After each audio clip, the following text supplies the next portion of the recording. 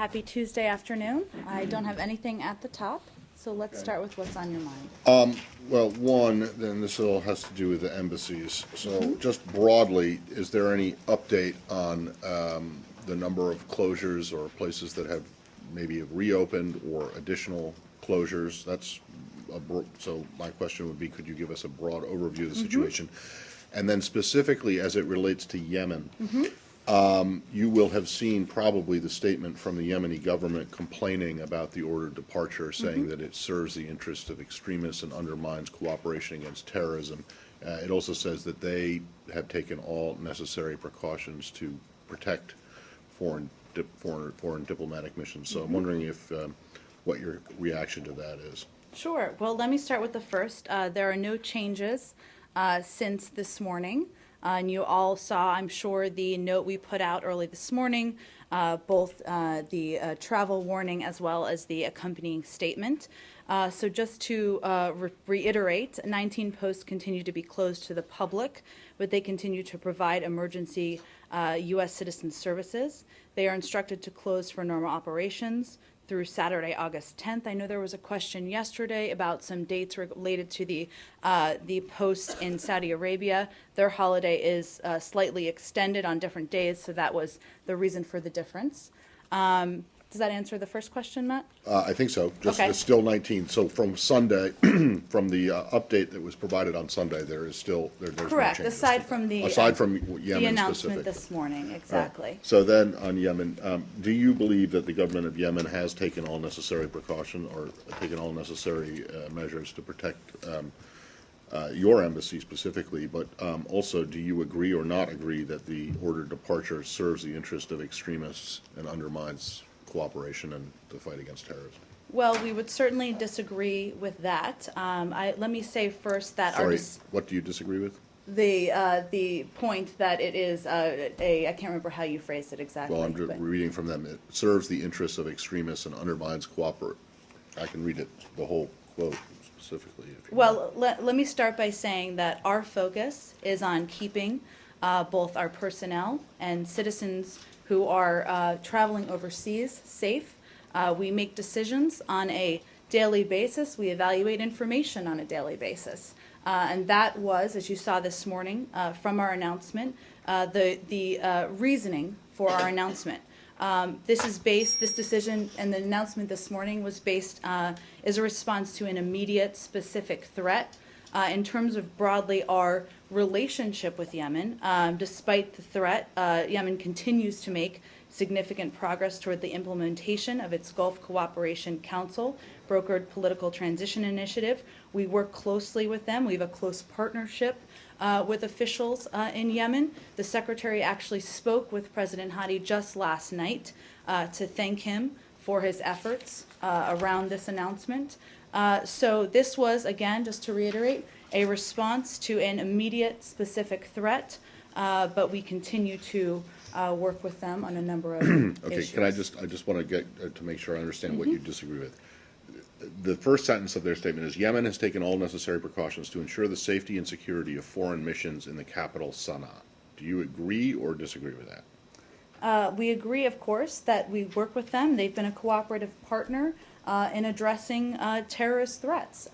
But the point I'm making is that this was a decision related to a specific immediate threat. That's why we made the decision, but it doesn't have an impact, or we don't see it having an impact on our larger relationship with the government. Well, then the second sentence, but you clearly, or it looks like, to an outsider, it looks like you don't think that they have taken the necessary precautions to protect the embassy because you've gone ahead and done this. You would disagree with that? Well, we take steps to protect our citizens and to protect our employees. Right, and this is getting them out. So you would disagree with the Yemeni government's assertion that it has done everything necessary to protect? I don't think I need to make an evaluation of the government, but we obviously made the decision that this was a necessary step. All right, so the second sentence is, while the government of Yemen appreciates foreign governments' concern for the safety of their citizens, the evacuation of embassy staff serves the interests of the extremists and undermines the exceptional cooperation between Yemen and the International Alliance Against Terrorism. Well, That's what I think you were disagreeing. let me just make clear what this is and what this is not. This is a reduction in staffing. This is, we still have a presence in Yemen. The U.S. government does, the State Department does. We will still be able to provide some services. Obviously, some limited staff may limit that, and we'll continue to evaluate. I don't have any updates on when staff may return, but that is what this announcement is. But you don't agree that it serves the interests of extremists and undermines cooperation? No, is that we correct? would not. Okay. And, do you said it was in response to an immediate and specific threat. Is that a new threat since Sunday? Well, obviously, we evaluate on a daily basis, the best ways to keep our citizens safe, our employees safe, and we felt this was a necessary step, but it's not a signal of something new beyond what we announced on Sunday. Obviously, there's constant evaluation of new information, which is coming in constantly. Do you have any comment on the report yesterday in the New York Times that this relates to specific discussions or a conversation overheard between the Al-Qaeda leaders in Yemen and Pakistan? I do not. I don't have anything for you on it. Can you share with us in Yemen in particular, the last time the U.S. mission or consulate in Yemen was compromised, the security of the U.S. mission in Yemen was compromised? I'd have to check on that for you, Saeed. I can tell you, and I'm not sure if this was a question yesterday, but this may be helpful information, that there has been a travel warning in place since 2002 in Yemen, and that has been an advisory, obviously, a warning to U.S. citizens. So it's been in place quite a long time. Obviously, it was updated this morning. Because I think there was just to follow up. Let's just do one at a time. Go ahead, Saeed. You do one more here. Because I believe in 2012 there was a strong warning for the embassy in Sana'a. But to the best of my recollection, there has never been attacks or there's been a compromise of the security or a breach of security of the embassy in Yemen. Do you have any? This was an announcement about a reduction in staff, so I can look back historically and as to whether there's a comparison on this. I'm happy to do that, but I just wanted to make you aware of how long the travel warning has been in place since it's relevant information. Conversation about the intercepts. Is there any frustration on behalf of the administration that this leak has come out, that we have intercepted these communications between the head of Al-Qaeda and the head of AQAP? I would just broadly say that obviously when sensitive information is provided without speaking to this specific case, obviously that's always a concern to us. So no outrage? I don't have anything more for you on it than that. Margaret? Jen, is the ambassador still in country? Can you explain why the evacuation didn't happen fully until today? I mean, is it correct to say the evacuation is now complete of Sana'a? First, it is inaccurate to call it an evacuation. This is a reduction in staff. We have not suspended operations. Obviously, you all know that the embassy there is closed through the date that I mentioned, and we'll have updates on them as we have them. There also continue to be commercial flights out of Yemen, which is something that any U.S. citizen we would encourage them to undertake. In terms of the ambassador, he is currently in Washington, D.C. Due to previously scheduled official travel. As you know, the president of Yemen was here just recently. He was here for that and some other official business. But is that airlift that happened this morning, that was publicly disclosed, is that what we can assume to be the last in this reduction, this round of reductions? I don't want to look into a crystal ball and predict. We obviously evaluate every day what we need to do to keep our staff safe and to keep American citizens safe. There are no immediate plans for an evacuation of private U.S. citizens from Yemen, so I can certainly tell you that. And as I mentioned a moment earlier, the airport there, of course, remains open, and international air carriers continue to operate flights to and from Yemen. Why wait until today? I don't have any specifics for you other than to say that we evaluate, of course, on a daily basis. As you know, we made an announcement Sunday, which we started off with here, about the closing of, the temporary closing of several embassies. And we obviously made an evaluation that this was the next necessary step. Madam, as far as this threat is concerned, so far looks like only the Indian consulate was or allegedly was the target in Jalalabad, Afghanistan. And yesterday, Mr. Jay Carney at the White House said that core of Al Qaeda are still in Afghanistan and Pakistan, and they are really threat as far as ASPQ are concerned.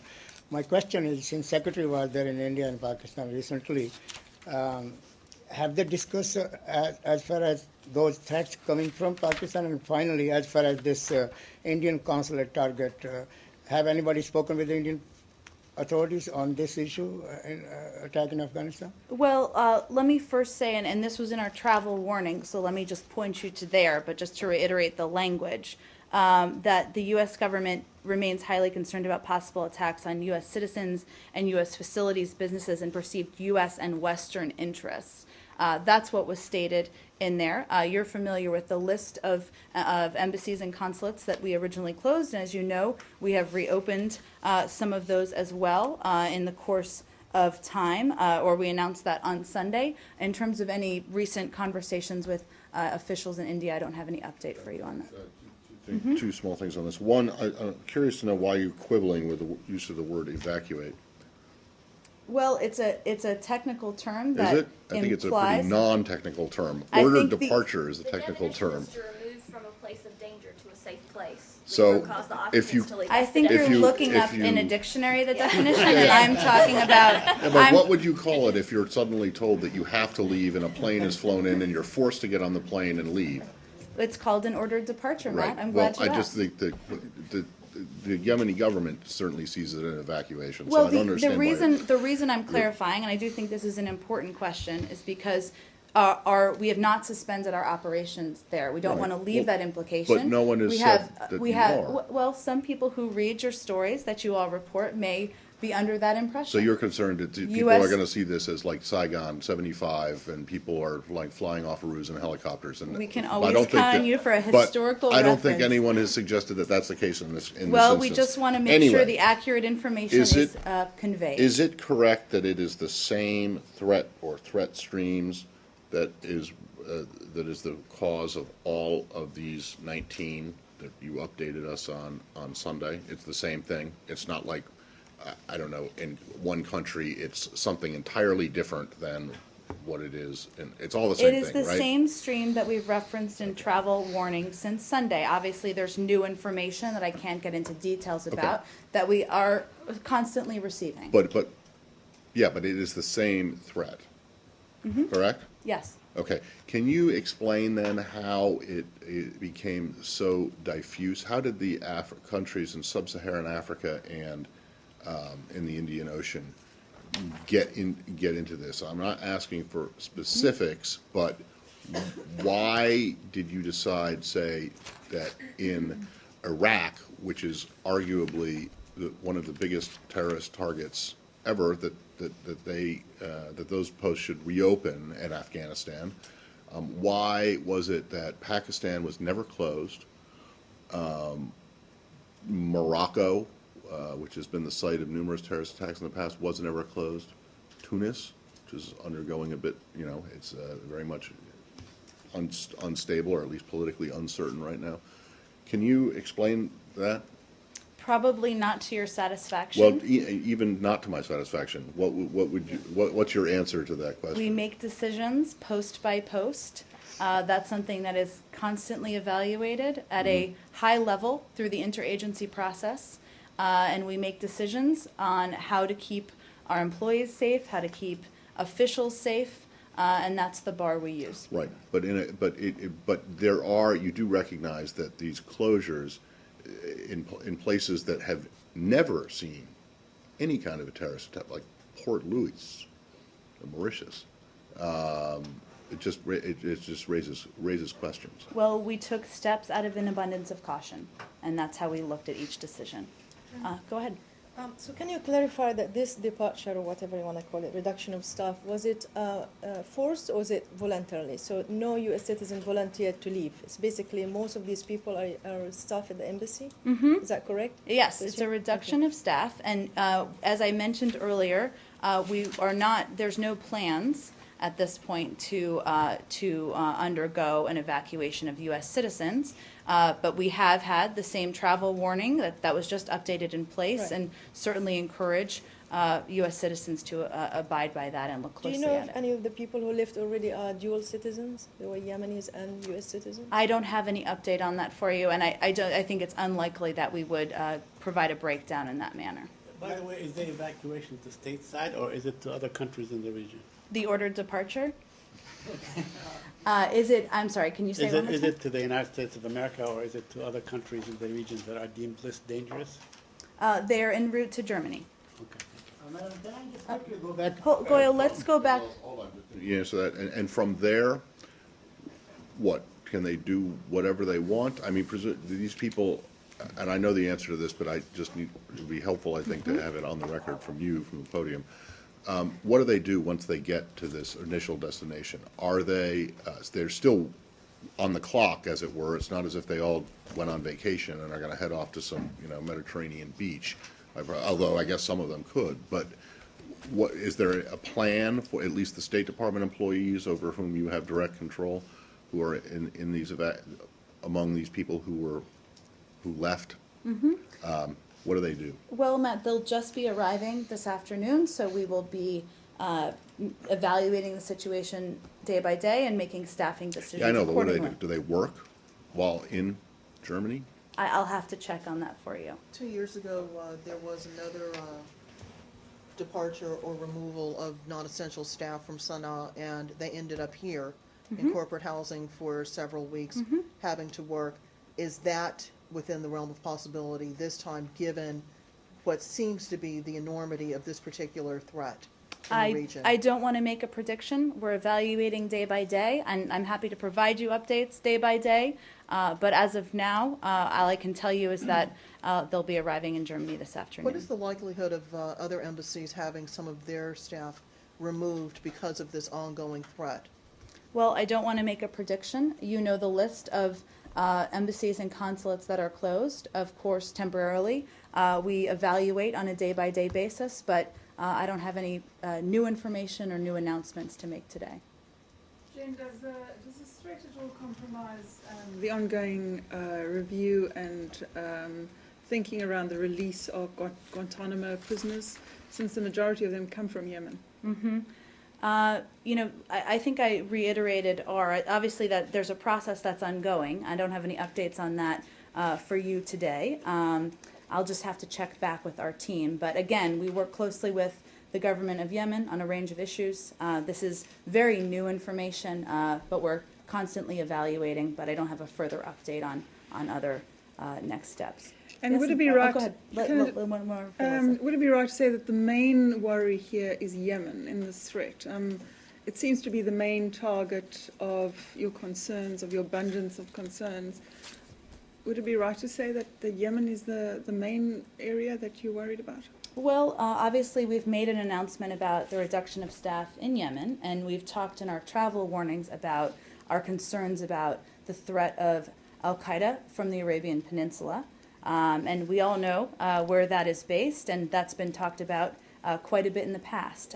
Beyond that, we're evaluating on a daily basis, and our focus is on keeping our employees and personnel safe around the world. Thank you.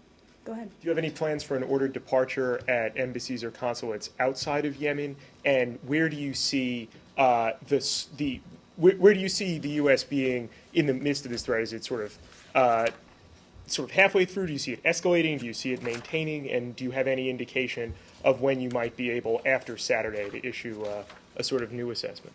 I don't have many predictions for you in response to your questions. We're evaluating on a day-by-day basis. You've seen us make announcements several days over the course of the last few days. I can't predict for you whether there will be more, but I can assure you that the safety of our personnel around the world is of utmost importance to the President, to the Secretary of State, to personnel inside and outside of this building. That's our focus. But again, I don't have any other predictions for all of you. Jen, how do you respond to critics that say the administration's overall terror strategy is wrong? That, you know, Al-Qaeda, the core, you've said repeatedly, has been decimated.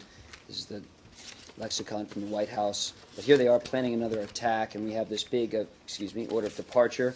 And, you know, here it is, supposedly led by Osama bin Laden's protege, Nasir Washizi.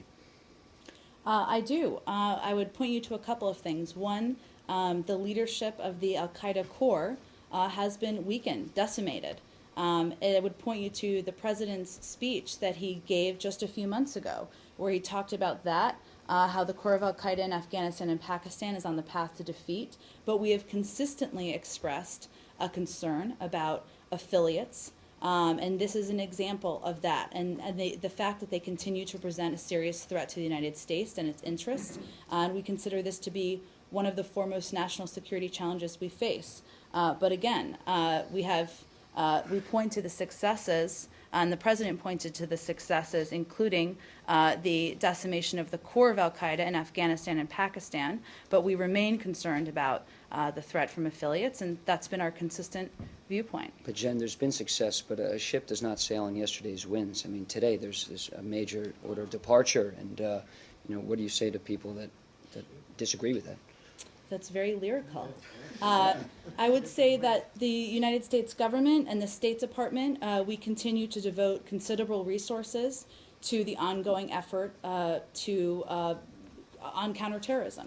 That is a primary focus, and something that you know, the president, the secretary, Secretary Hagel, and many in the government are very focused on. But you know, we're not naive about the challenges we face, and that's why we continue to take them head on. And lastly, you call the Al-Qaeda in the Arabian Peninsula an affiliate, but it looks like this is a fairly linear organization to their parent, Al-Qaeda. I mean, these communications went from the top to this guy, Bashirsi. So. Well, I don't have anything more for you on that. What I'm referring to is the core of Al-Qaeda that we've talked about in the past, that, as we all know, was based in Afghanistan and Pakistan. We've referred to that, but remain concerned about the threat from affiliates around the world. On the issue of The answer to the first question, though, leaves a little bit to be desired. The question was, critics, what do you say to critics who say that the claims that core Al-Qaeda are decimated are perhaps called into question by this? And your response was, look at what the president said. He said that core Al-Qaeda was on the path to defeat, and that doesn't prove anything. Just because someone someone says something doesn't make it true necessarily. I was reiterating the fact that that is. Well, if you're going to point people who are criticizing the administration about this are not going to be satisfied with an answer that just, and in fact, no one should be satisfied with an answer that, well, the president said it, so it's true. Okay, well, Okay, I so will reiterate. what can you our what can policy, you tell our those, view So what can you is tell? that the core of Al-Qaeda in Pakistan and Afghanistan is on the path to defeat. We remain concerned about affiliates. That has been our consistent view. But that view is not necessarily a fact, and you have to support it with something. And so I presume you would say, well, bin Laden is dead. Many others have been killed. Is that yes, correct? I would. Okay, so that's your response to the critics, not the president said it, so it's true. Matt, I was not inferring that by any means. Okay, I was right. repeating what is a fact, and there's been some confusion about the points that have been made. Just to follow up on this, I mean, if Let's just do one at a time. Sorry. Go ahead. So just to follow up on the point before, so if the affiliates still coordinating with Ayman al-Zawahiri, who is Al-Qaeda Central, so what's the difference if you kill 5 of them and you still have one central figure that coordinating with the affiliates in the region? So they're still able and potent, and they can pose serious threat, as we have seen in the last few days. And we remain concerned about the affiliates, and that's why we are focused on counterterrorism every single day. But the affiliates are linked to what my point is, they still take an order from Qaeda Central. They're not operating separately. That's my point. Well, there's just been some confusion about what point we're making and what the facts are. We have always consistently said we've been concerned about the threat of Al-Qaeda's affiliate in in the Arabian Peninsula. And I was just reiterating that this is not a new concern. This is something that we have expressed concern about. This is not a statement of fact, but I referred to the president's speech as an example of that.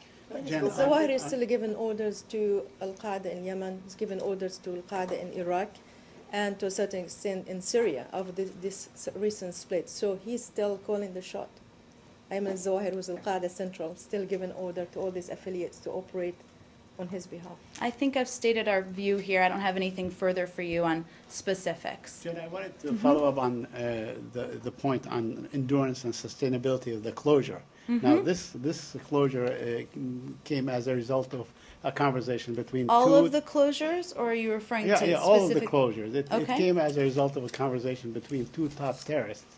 Now, what would guard against this happening time and again in the future, just to keep you off balance? I mean, two major terrorists could have a conversation just to actually have that kind of result. Well, Saeed, unfortunately, I can't peel back the curtain on why decisions are made Right. in the Yeah. administration. I can just reiterate what our focus is on, which is keeping our personnel, keeping citizens around the world safe, and that's the bar we try to jump over. Go ahead. You mentioned using resources, and I know that the Fifth Fleet is on the Nimitz in the North Arabian Sea, and the Truman is in Naples right now. I'm not really sure where the George Washington is. I know that was one of the criticisms with Benghazi, that there wasn't enough emergency personnel and nobody was close enough to help if there was an emergency. Have any of these ships been moved, and are there any plans to move people I would closer point to you help? to the Department of Defense on that question. Let's go back to Al-Qaeda in Pakistan. One secretary was there recently, and drone attacks are still going on against Al-Qaeda inside Pakistan. And Pakistani authorities asked secretary to stop these attacks. My question is, how effective are these drone attacks against Al-Qaeda inside Pakistan? I just don't have any more to tell you aside from the fact that we cooperate closely with Pakistan and others on counterterrorism. And I know my colleague Marie discussed this at length with all of you just last week. Thank you.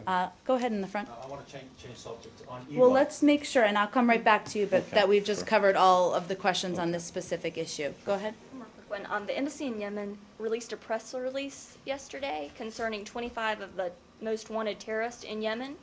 Did this have anything to do with the threat, or was it just a coincidence they happened to issue that right before part of the people were reduced in staff? I have not seen that release. I'm not aware of any connection. Okay, can you find out? Sure, happy to check if there's any connection for you. Russ, did you have another? Yeah, when you said, or when the warning said that U.S. citizens should leave the country right now, is that something that Americans who happen to be in other countries where the embassies or consulates are closed, should they be prepared for any sort of imminent departure as well? Well, there are country by country, when warranted, travel warnings or travel advisories, depending. So I would point you to each individual country. I don't have any predictions for you beyond that. But in Yemen, it's important to note that there's been a travel warning in place for about 11 years. So it was in place before this morning as much as it was updated this morning. I guess what I'm trying to get at is that what is the point of telling Americans in Yemen to leave if a similar urging isn't going to be made to the Americans who happen to be in the other 18 countries where these facilities are also closed, again, because of this original... Well, if the circumstances this original warrant it, we threat. certainly would make that warning, would provide that information. But each post, each country is evaluated case by case, and it is certainly possible that, and likely, that in some of these other countries there are travel warnings. I don't know off the top of my head, but I think it's important for you to note that the travel warning in Yemen is not new as of this morning. It's been around for over a decade. But it doesn't make sense to have a travel warning for Americans in a place where a facility is going to be open for normal operations, and then to suddenly draw down that embassy or that consulate's operations. Usually it seems to work the other way, and basically makes everything that has been coming out of this building makes it look as if the problem is in Yemen, the problem isn't in these other countries, and that the U.S. government may be unduly frightening people just for the sake of trying to hone in on where they think this threat could possibly happen. Well, I would certainly refute the notion of that claim. We make decisions on a post-by-post, country-by-country basis, focused on how to keep our citizens, how to keep our personnel safe. We've made decisions in the last 48 hours about temporarily closing embassies as well, as you know, because we announced it on Sunday. I don't have any further announcements to make. The point I'm trying to get across to you is that this travel warning, which is an indication to whether or not U.S. citizens should travel to Yemen, has been in place for over a decade. And there are other places in the world, as you know, where there are travel warnings also in place, sending the same signal. So I wouldn't focus it just on one. I mean, I would look into the other locations where that is before you make kind of a sweeping judgment. But it does beg the question, if there is information at the beginning that says there is a threat, and you can basically draw a line or draw an arc on that map behind you, it seems like overkill. And that's what I'm trying to get some clarification on.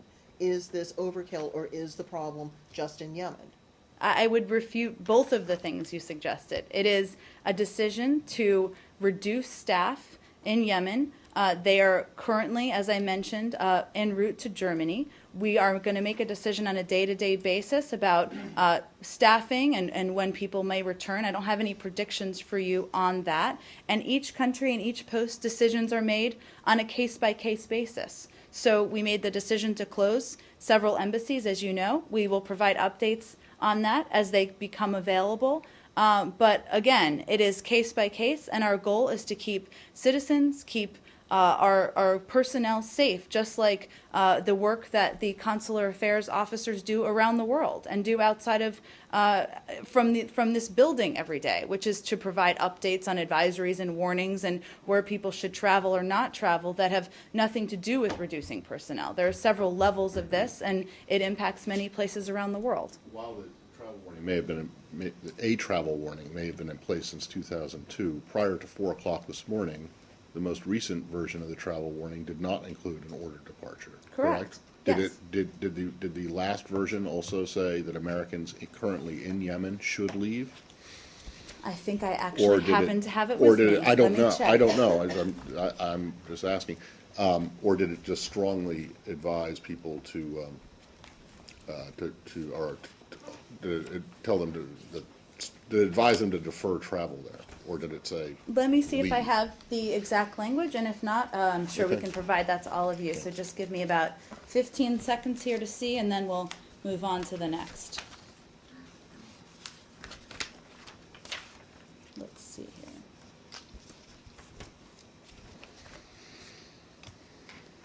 So I do have one here from July 16th, 2013, which you can find on our website, and we're happy to provide to all of you, which the first sentence is, the U.S. Department of State warns U.S. citizens of the high security threat level in Yemen due to terrorist activities and civil unrest. The department urges U.S. citizens not to travel to Yemen. Yeah, it doesn't tell them to leave if they're already there. Well, we So there are provided an two- update Right, today. exactly. So there are two very important updates to the new travel warnings, which makes it a lot different than just don't go there, right? U.S. citizens currently in Yemen should depart. It says that. That's the next Okay, sentence. Okay, well, why didn't you say that? Well, I it wanted was to a let real- you just get it out. All right, cool. That was July. That was July. So what's Apolo- new then? The order departures. The departure, the reduction of They personnel. should is leave, new. okay. Apologies if you mentioned this in detail. How many embassy personnel are either en route or in Germany, and how many remain behind in Yemen? We don't, as a matter of policy, provide numbers for our own security purposes. Can you ballpark it? I cannot. Jack, Go I wanted ahead. to follow up on a question that was posed to you just a little bit earlier Okay. by Reuters, and it had to do with Guantanamo. Okay. The White House has confirmed to me that the president's order to lift the moratorium on detainee transfers to Yemen is still in effect. Mm-hmm. And I read the language that the State Department put out in the travel warning earlier this morning. It indicated that, quote, the security threat level in Yemen is extremely high. Mm-hmm. It also indicated that terrorist organizations, including al-Qaeda in the Arabian Peninsula, continue to be active throughout Yemen. And I was hoping that you could explain, now that you know that the White House has indicated that the president's order to lift the moratorium on detainee transfers to Yemen is still in effect, even on a case-by-case basis, why that would be. I don't know that I have anything further for you on it. I'm happy to check with our team and check with the White House on what more we can tell you. Go ahead in the back, Lalit. Do you know where Al-Jawari is based now, because it accepts of his messages? Is he in AFPAC region, has moved to the Middle East? I'm sorry, who did you say? Al-Jawari.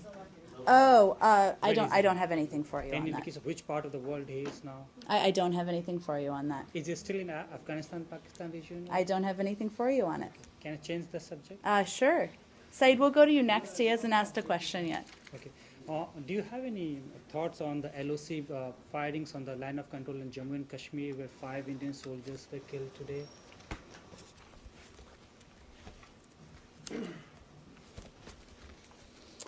We are aware of these unconfirmed reports and are concerned about any violence along the line of control.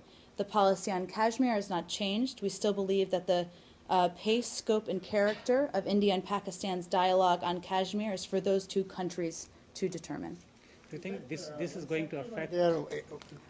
One second, Goyal. Let's let Lalit finish. Do you think this is going to have any effect on the peace process with the two countries are now trying to resume?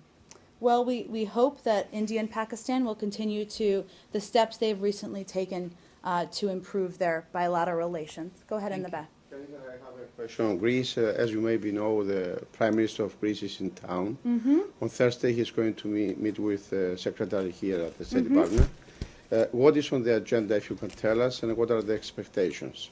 Well, first, let me just tell you that my last name is Greek, so I'm especially excited about this. But I will have to get to you something more specific on the agenda. I can confirm, and of course, no, I believe we've put out the plans for the meeting. But let me venture to do that, and we can get you an update offline, or we can talk about it again tomorrow.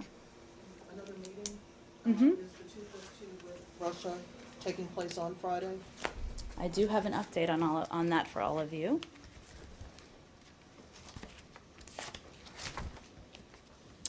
So I can confirm that Secretary of State John Kerry and Secretary of Defense Chuck Hagel will meet with their Russian counterparts in Washington on Friday, August 9th. This revives the 2+2 meeting format with Russia last held in 2007. The group will discuss a number of pressing bilateral and global issues, including strategic stability, political military cooperation, and regional issues. Where does Syria figure in this meeting? Where does Syria figure into yes. the Russia in 2 particular, and 2? In particular, the prospects for Geneva 2. Well, certainly Syria will be a part of the conversation and discussion on Friday, and we also expect they will continue to discuss issues of cooperation, including the ratification and implementation of the New START Treaty, cooperation on the transit of personnel and material to and from Afghanistan, and working together to prevent Iran from developing nuclear weapons. Has there been, any sort of, one-on-one conversation with the Russians pre the 2+2 meeting next Friday? Pre-Friday? Yeah, before Friday. I mean, in the lead up to that point, has there been any one-on-one conversation regarding Geneva 2, or when it could happen? Is it in September or thereafter? I don't have any updates for you on conversations over the last couple of days. I'm happy to check on that. Are you asking about the Secretary specifically? Yes, Secretary specifically. Okay. I don't have any updates for you on recent conversations he's had with Foreign Minister Lavrov. I'm happy to check on that for you and see if there's more to report. Your list did not include Mr. Snowden. Does that mean that they're going to ignore him? Well, as you know, Matt, we have raised Mr. Snowden with Russian officials many times in recent weeks and expect to do so again. We continue to press. On Friday? I expect so. But again, there's a lot to discuss, a lot of issues we work together on, and I expect those to be the thrust of the conversation. But the issues that you work together on seem to be fewer and fewer, and the issues that you don't work together on seem to be getting greater and greater. So does it really make sense to talk about things that you agree on? Or Well, I would- isn't this an opportunity to perhaps try and talk about things that you disagree on and try to find some common ground on them? Well, Matt, I think it will be a combination. We certainly have our share of disagreements with Russia over a number of issues, and I'm sure they will be part of the conversation as well. Okay, well, specifically on Mr. Snowden, would you like the Russians to revoke this status that he has been given now? We would like to see Mr. Snowden return to the United States. I don't know technically what that requires, but we know they have the capability to do that. Right, so you would like them to revoke this status, correct? If And put that him is- on a plane back to the States? If that is what it requires, we would like him to be. Our position has remained the same. Russia, Do we have any more on yeah, Russia? Let's yeah. just finish this One one. more. Oh, no, needs just, no, we'll go to everyone, I promise. Where are they meeting? The meetings are taking place here. At the State Department or at DOD? I'll have to check that for you, Matt. We'll get an update for you all on the schedule. One more quickly, Russia. Okay? Madam, as far as these leaks are concerned, many diplomats and many countries were angry at the U.S. and they were saying that U.S. cannot keep any secrets. My question is that, and of course the human rights activists and among other people working for democracy on those countries, have you satisfied those countries as far as leaks are concerned for the future that it will not happen again? Well, I think you're referring to the focus on our NSA programs, if I'm correct. And we do remain in close contact with a number of countries who have expressed concerns. I'm not going to read out those diplomatic conversations for you, but we will continue to endeavor to have those, and I would refer you to them on whether they are satisfied. Go ahead, Margaret. Use of Syria was among the topics to be discussed with the Russians here. Assad gave a speech this week saying that military response is really the only solution to the conflict and that the opposition needs to be crushed. Doesn't seem like he's leaving room for peace talks or Geneva. Will the prospect of Geneva be raised with Lavrov on Friday? They will discuss, of course, their agreement and longstanding agreement that a political solution is the best process forward. And you've heard the Secretary say a number of times that he doesn't believe a military solution is the right way to end the bloodshed in Syria. We, of course, saw Assad's speech this weekend.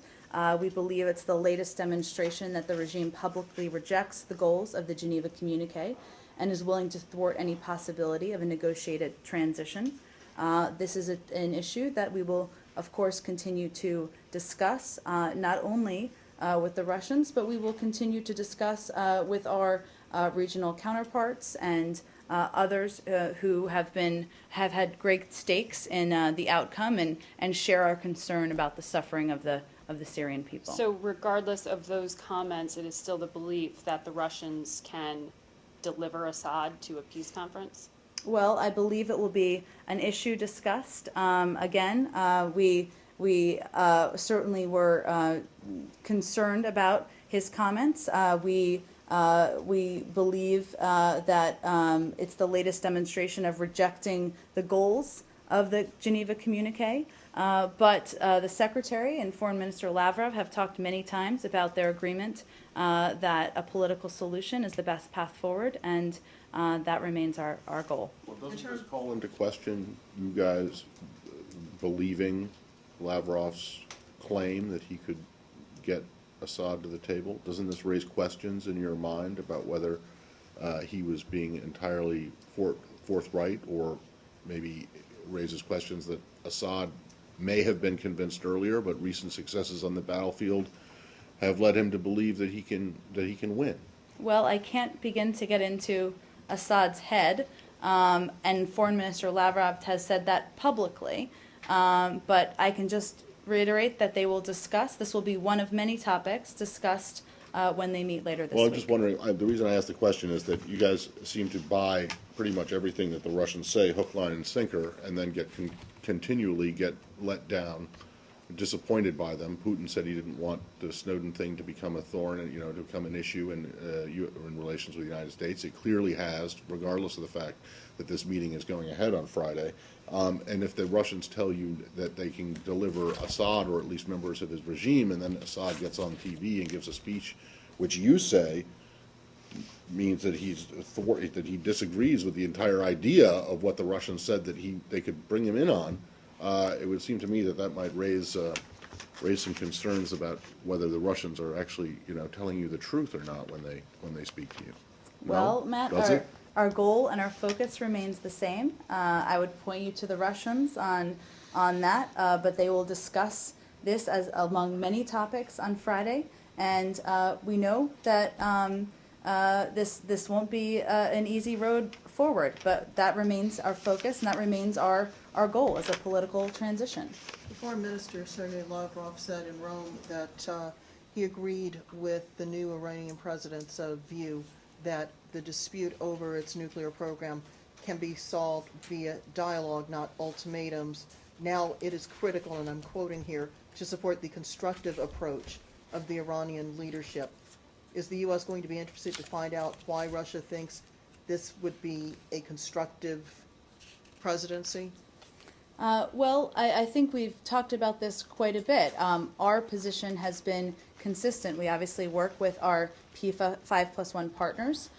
We've also expressed an openness to having direct discussions with Iran, but the ball is in their court.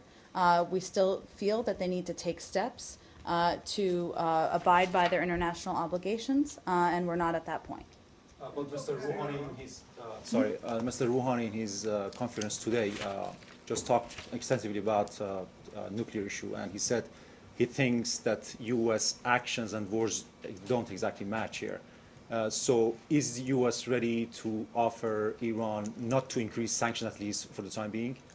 I don't have any new announcements to make. I think the answer I just provided is a statement of our position, and that hasn't changed. I mean, what's the plan here? They say they are waiting for you to take the first step, and you're saying the same thing. It seems like a kind of a well, he was just inaugurated, if I'm getting my days here correct. Should the new government choose to engage substantively and seriously to meet its international obligations and find a peaceful solution to the issue, it will find a willing partner in the United States. That's not where we are. Go ahead. Question about Egypt. Senator McCain in Cairo today repeated his assertion that what took place there last month was a coup. I was curious if you had any reaction to his comments, and also since he and Senator Graham are there at the behest of the administration, has the administration's position on this, whether or not it's a coup, evolved in the last? Our position has not changed. Senator McCain and Senator Graham are certainly entitled to their opinions, just as any member of Congress is. The U.S. government has stated what our position is, but the Secretary, as you know, and I've talked about a bit in here, does feel that engagement and discussion with members of Congress of both parties is vitally important on all of our foreign policy issues. I believe this has been public, but Deputy Secretary Burns met with Senator McCain and Senator Graham while he was in Egypt, and we plan to continue that level of engagement. The Egyptian presidency, they call the Presidency Council, seemed to reject what appeared to be an offer for a grand bargain, and they counter-offered on their own, so that to release some the top prisoners and so on, and give safe passage for those in Rab al-Adawiyya. Could you confirm or comment on this? I don't have any confirmation or specifics for you on discussions through many parties may or may not be having. I can tell you that, of course, Deputy Secretary Burns has been on the ground for a couple of days. Let me just provide a quick update for you on some additional meetings, just so you have all of this. I mentioned Senator McCain and Senator Graham. He also met with UAE Foreign Minister Abdullah bin Zayed, and he also met with EU Special Envoy Leon and Interim President Mansour, as well as another meeting with EU Special Envoy Leon and Interim Vice President El Baradei just today. Okay, it seems that during his meeting with Khairat Shatta, that Khairat Shatta said that the legitimate leader of Egypt is Mohamed Morsi, and if they want to talk with anyone, they should be talking with him. Would that be something that you would contemplate? Well, again, our goal here is to work with international partners to help the Egyptian people reduce tensions, prevent violence, and move towards an inclusive political process. When the Deputy Secretary, in the days he's been in Egypt, he's made it a priority to meet with a range of officials representing many different sides. We don't take a side. His goal is to help move forward, to reduce the violence, to end the bloodshed, and to move towards an inclusive process. And finally, the spokesman for the military, the Egyptian military, said that they will not allow any foreign dignitary from visiting with Mercy. Have you been told that officially by the Egyptians? I have not seen that. Obviously, EU Special High Representative, I should say, Ashton met with him, as you all know, just last week, and we provided, we received an update on that. I have not seen those recent comments. Heavy criticism from both the Tamarrud movement and from a spokesman for the President Mansour today. How do you balance the fact that trying to solve a crisis for an important country that's considered an ally and not being seen as interfering in Egypt? Well, I think all we can do is reiterate what our goal is here, which is to move towards a peaceful resolution that is inclusive, that includes all sides. That is the message that Deputy Secretary Burns has been conveying while he's been on the ground. He has been meeting with all sides and all parties, as is evidenced by the list that I know my colleague provided yesterday. And that's what our focus continues to be in all of our conversations with partners in the region and with officials in Egypt. Do you believe that President Morsi should be released for any settlement or any resolution to the conflict? Our position hasn't changed on this, which we've stated a number of times, but I don't have any other specifics for you on discussions going on in Egypt. In response to the first question about Senator McCain's comments, you gave you said our position has not changed, as you just did with Morsi. On McCain's comments, though, our position has not changed. Then you said the U.S. government has stated what our position is. Could you remind us all what your position actually is? Because as I recall, your position was that you don't have a position, and that's not quite, is that correct? Matt, I think you know our position, which is that there was a determination made that we not need to make a designation. So your position is that you do not have a position?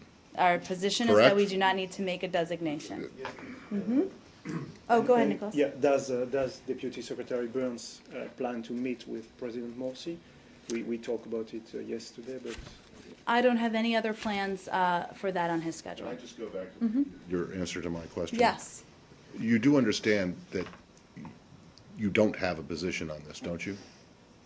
We have not made a determination. But don't, you go and say our position has not changed, but you don't have a position. You don't have a position that could have changed. A position means taking a side or taking a stance or making a determination. And since you didn't do that, you do not, by definition, have a position. We have. Correct? I would disagree with you, Matt. You have a position on whether what happened in Egypt was a coup.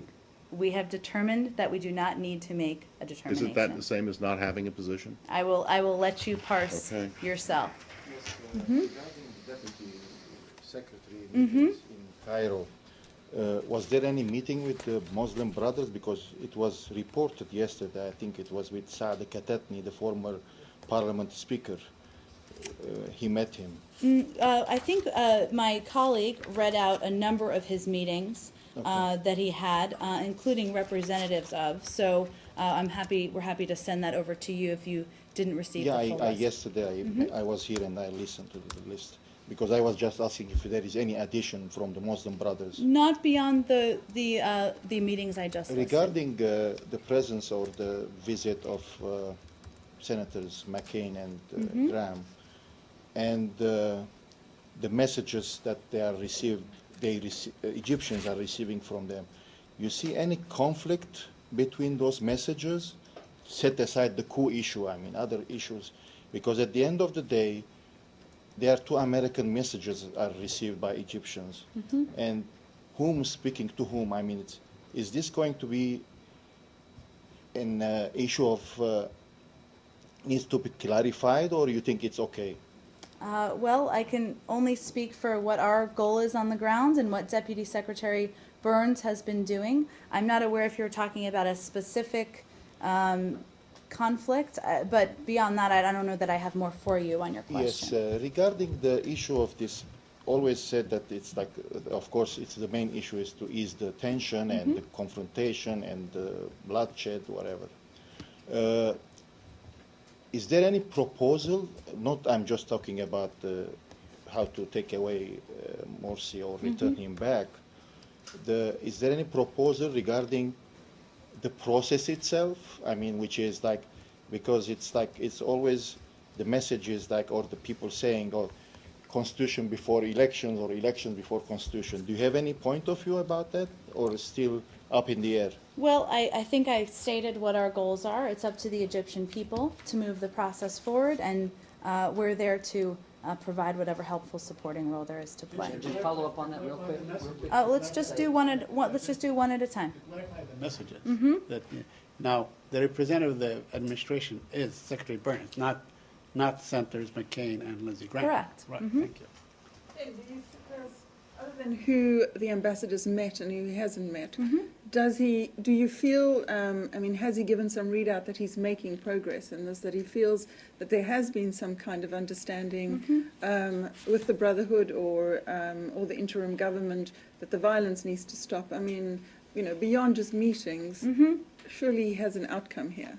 Well, as you know, he extended his trip, and that's why he's still on the ground today. I don't expect I'll have much more to read out for you in terms of his evaluation until he returns, and we'll venture to talk about that when he does. Do you know what that is? Currently I planned? don't have an update as of now. One follow-up. Has President Obama agreed to meet with representatives from the Muslim Brotherhood at the White House in order to break the impasse in Egypt, as reported today in the Jerusalem Post? I would point you to the White House for that question. What kind of message do you think that would send? Well, it's a hypothetical. I don't even know if it's true, so I'd point you to them for that question. I mean, just to follow up to the question of the readouts, in the last 2 days, mainly principles are mentioned more than details of the talks. I mean, we stand by or we stand for and these things. I understand the possibility, but it's definitely, it seems that it gives a lot of vacuum to rumors or whatever, stories, tweets, whatever, come out. So do you think it's a good way to just stand what you are, or to explain, so in order to not to give a chance to, especially it's a fertile soil for different understandings of what Americans are trying to do or not? Well, we've tried to provide to all of you an update on his meetings, an update on what he's trying to accomplish and what our goals are there. But obviously he's still on the ground. The situation is evolving and fluid, and I just don't expect we'll have more of an update for you today, reading out the meetings. Sure, do we have any more in Egypt? Yeah. Okay. So, follow-up question, did you receive any, the State Department, I mean, did you receive any requests from foreign diplomats to arrange meetings between leaders from the Muslim Brotherhood and U.S. officials here in D.C.? Did you receive any kind of requests? Not that I'm aware of, but I don't know that we would read out private diplomatic requests or conversations regardless. Jen, can I go back to Iran, please? I know what you said, but do you at least find that that President Rouhani's remarks were encouraging? You know, they were made outside Iran. I mean, are there at least some signal to the U.S. that he is willing to consider or at least take some steps to mend ties? Well, I think we've said consistently since his election, and certainly I'll repeat since his inauguration, that it presents an opportunity for Iran to act quickly to resolve the international community's deep concerns over their nuclear program. But as I stated a little bit earlier, there are steps they need to take to meet their international obligations and find a peaceful solution to this issue. And the ball is in their court. What step would be important or would show the U.S. that it is that there is change? Well, again, I think it is a peaceful solution to their kind of nuclear development. We want to see credible steps taken. I can't really define those for you, but it's something the international community is very focused on. Obviously, we work closely with our P5+1 partners on. As you know, there have been several meetings earlier this year in Almaty where There were discussions back and forth, and if there's a credible proposal and actions that are taken, again, the United States will be a willing partner, but we're not quite there yet. Jen, can we go back to Syria? Sure. Our former U.S. Ambassador Ryan Crocker has said that Assad will prevail in Syria yard by bloody yard. Do you agree on this assessment?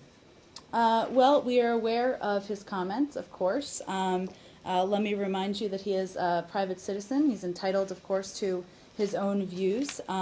We feel that we must not lose sight of the significant progress the opposition has made over the past 2 years, despite the fact that they've been faced with tremendously disproportionate force from the regime and its proxies, including chemical weapons, Scuds, attack helicopters, heavy artillery, and barrel and cluster bombs. As you know, they've recently elected leadership. We're working with them to strengthen and expand and continue that process, and we're also taking steps to help them on the ground. We continue to seriously doubt the regime's ability to reassert control over the entirety of the Syrian territory, and our position remains that Assad has lost all legitimacy and must step aside. That has not changed. So we remain focused. I missed in there your recitation of the standard line. Is that still correct? Assad's days are numbered? They are, Matt. They are? Okay, because it's not in there. So are you just adding that on I'm your happy own, to or are you repeat it, or if you freelancing want to that? quote your quote, we can do that too. Do you have any comment on the proposition for forming another government in exile by the Syrian opposition under Toma? Are you aware of that? I am not aware of that, Saeed. I'd have to look a little more closely into that. Just one more thing on what you said there, talking about how the opposition had made significant progress despite facing disproportionate force. Would you agree that one of the reasons that the force that's being used against them is disproportionate is because countries like the United States have not provided any significant military equipment? Well, Matt, I think we would not agree. We would our view, let me say, is that proxies of the regime, including Iran, including Hezbollah and others, have strengthened the regime. We've talked about that before. You're familiar with the aid that we've provided. Iran and Hezbollah as well. There are others who have provided assistance to the regime. You're familiar with the aid we've provided and continue to provide. As I've said before, we're not the only piece in the pie here. There are a number of countries in the region who have provided assistance, and we're continuing to work to strengthen the opposition on the ground. To make up for the fact that they are the force, to try to reproportion the amount of force that each side has? Is that what you're What I was working with? referring to, Matt, in my comments there was the influx of foreign fighters. We've talked Right. about You a talked great about deal, Scuds and the you talked progress I was referring to was the fact that they've elected leadership. They did not even exist as an entity 2 years ago. Saudi National Security Advisor Prince Bandar bin Sultan, a friend of the United States, was here for like 30 years and so on. Today vowed that they will change the balance on the ground, meaning that they will send them more arms, perhaps more volunteers and so on. Is he coordinating this effort with the United States of America? I don't have anything on this specific announcement, Saeed, and I'd have to take a closer look at his announcement. But as you know, the Secretary coordinates closely with members of the London 11 and other foreign ministers, and he was just in Saudi Arabia, as you know, last month. Change subject. Sure. Secretary Kerry met with members of the African Women's Entrepreneurship Program today. Our Africa Services would love for you to talk about how that went. Sure, I'd be happy to. Secretary Kerry met with the 30 African women entrepreneurs in the United States as part of the African Women's Entrepreneurship Program, AWEP, also known as, and shared how they are important as both drivers of their economies and as leaders who can inspire women in their countries. The Secretary addressed the women in French and English, noting that he had read their bios and was impressed by the number of people they employed and the products they created. He encouraged them to continue to network and find new ways to build relationships. And the women thanked him for meeting with them, noting that it shows the U.S. is committed to empowering women and business ideas in Africa. And I was right outside of his office, and it sounded like they were having a good time. And about how many women? I believe it was 20. Let me just double check here. What does that mean? It sounded like they were having a good time. Well, they were Like music, like. they were having an enjoyable conversation, and he enjoyed And you meeting heard it them. through and you heard it through the door, I a have closed great, door. I have great ears. Well, they weren't yelling at each other. A number of people who were in the meeting came out and I conveyed see. that to me. I believe it was 30. It was 30 women. Thank you. Afghanistan. Uh-huh. Has the State Department seen the lengthy statement issued by Mullah Omar of the Taliban, and what do you make out of it? We have seen that statement.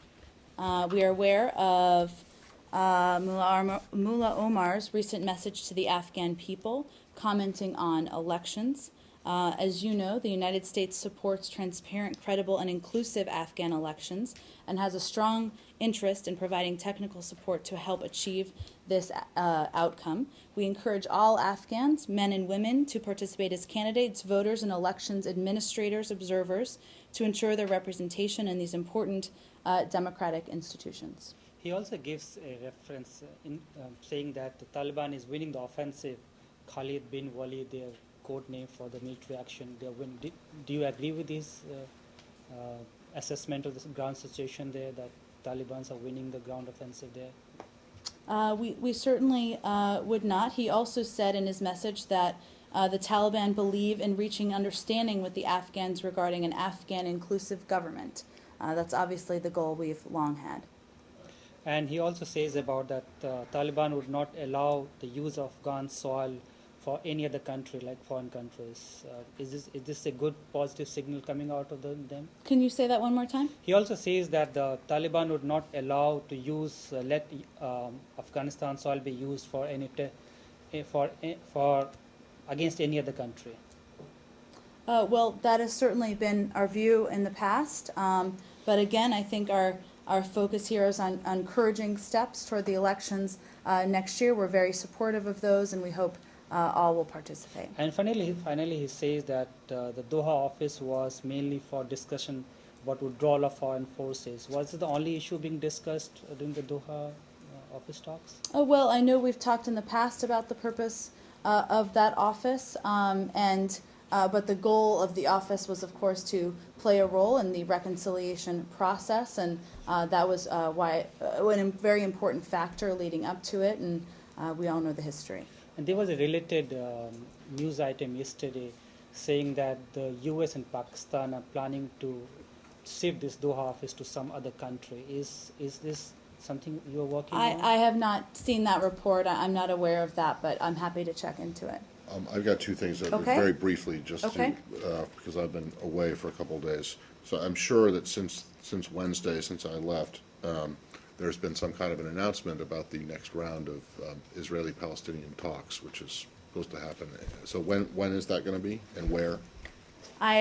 We have said that, of course, they would meet in the region, but we have not made an announcement about an exact date yet. I can tell you that the parties have agreed. They remain engaged in sustained, continuous, and substantive negotiations. They'll be meeting soon, but beyond that, I don't have a date to announce quite yet. And I'll just reiterate, of course, that Ambassador Indyk is in regular and close contact with each of the parties and intends to meet with them soon in the region. They remain engaged in serious, substantive negotiations, but they haven't met again? How exactly are they doing that? The telephone is a wonderful tool. Are they? They are actually speaking by phone? Ambassador Indyk is in regular and No, close contact. I'm talking about the two sides. I don't have anything specific on that. but- Are you aware of any contact between the two sides since they went their separate ways from Washington last week? I'd have to check on it for you. It Matt. was exactly a week ago, correct? And at the time we said that we Within were 2 planning weeks. to. So yes. one would think- soon. I don't have an announcement today though for you. Okay, does that 2-week timeline, which is now means 1 week from today, correct? I just want to make sure we're right on that stands, correct? I think So that's the there will timeline the be- secretary there- laid out. There will be a meeting between the Israelis and the Palestinians, either in Ramallah, or either in the PA or in Israel by next Tuesday. I don't have an That is update for correct? you. Well, but it that hasn't is what- changed, what I'm trying to get at. The There's still- secretary's announcement has not changed, and as we have an update on additional meetings, I'm happy to provide. Okay, and then this, Could I just follow up on that issue? Sure. And just to follow up on my question yesterday, I mean, since Sunday, there's been a breathless announcement of expansion of settlements and so on. Has the Secretary taken a point of speaking to the Israeli officials that this may not be in the good faith that he was hoping for? Well, to get our the talks position going? and his position remains unchanged, Yeah, but but- I don't have any calls to read out for you in the last 24 hours. Okay, so your position has not changed, although the dynamics have changed. Now we have talks ongoing that did not engender any kind of sort of outrage, perhaps, at the expansion settlements or the announcement to expansion settlements. So, such a wide range of settlements, actually. Well, Said, I know Marie talked about this yesterday. I don't think but I have anything new for you on it. This was raised yesterday, but I want to see if it's still your position remains the same. It's on the verdict in this trials in Turkey. So when Marie was asked about it yesterday, she essentially said you don't have any comment on it and you won't until the appeals process is finished. But she also noted that I think it was many people in Turkey have expressed concerns about it. So do you share those concerns that have been expressed by many Turkish people? We believe it's up to the Turkish people. You are right. That is what Marie pointed to yesterday. I don't have anything new for all of you on it today. Well, I understand, but she said many Turkish citizens have expressed serious concerns regarding the length, regarding the sentences, the trial. Does the United States, does the administration share those serious concerns? Well, we think it's for the Turkish people to decide, Matt. We do note the severity of the sentences, certainly. Yeah. That is something the You Turkish do note people. that. We do note that. That is something the many Turkish people have expressed concern about. We've seen that. But as Marie mentioned yesterday, we're not going to comment on the outcome until there's an eventual appeal, which we understand is part of the process. So once there is an appeal, you will have a comment. Is that correct? I will look forward to discussing All it right. further. Can you explain to me why it is that you would mention this fact that many Turks have expressed serious concerns or serious concerns about this if you did not agree with them? Because it's relevant, given that it's something happening in Turkey. We're talking about the Turkish people. We believe it's for them to make an evaluation. Right. But we're you gonna see share the process concerns through. of many people in other countries often, like in Egypt, for example. But you We don't did share. not take you sides in Egypt. We noted the millions of people who You said spoke that out. democracy was not just an election, but I just want to make sure that I understand in this case in Turkey that you're not taking a position, that your position is not to take a position on the I don't verdicts. have anything more for you today, and we'll look forward to discussing it in the future. Sorry for interrupting. Can I just come back to the Israeli-Palestinian talks? Mm-hmm. The Israelis are saying the talks will be August 13th in Jerusalem. Should we not believe that? I'm happy to check. As Okay. we mentioned before, there are some that Ambassador Indyk will be participating in and some that he will not. He's looking forward to going to the region very soon, but I'll Also, check with our team and see if there's more of an update. So we from shouldn't think that he's going to lead the talks that would be next week then? Again, it's an easy flight over there, so I don't have anything to update you on right now, but I'm happy to check with our team and check on those specific reports you mentioned. Margaret? Jen, any detail on this bomb scare at the Italian consulate Mm-hmm. and whether it was in any way related to the threat stream we're concerned about elsewhere? I can tell you that following receipt of a bomb threat, the U.S. consulate in Milan was briefly evacuated while Italian authorities conducted further investigations in accordance with standing protocols. The U.S. consulate has reopened and is operating normally, and we're of course grateful for the prompt and professional response by Italian authorities. I'm not aware of any connection. I'm happy to, this has just happened, as you know, so if there's any update on that, I'm happy to provide that to all of you. Okay. All right. One last one. Can I go back to 2+2 with Russia? Sure. When the Russian gave Mr. Snowden 1 year asylum, you said you guys have to re-evaluate the necessity of the 2+2 talk. How did the re-evaluation go? There are a range of issues that we work with Russia on. We seek cooperation in a range of those, and we are not. We have no.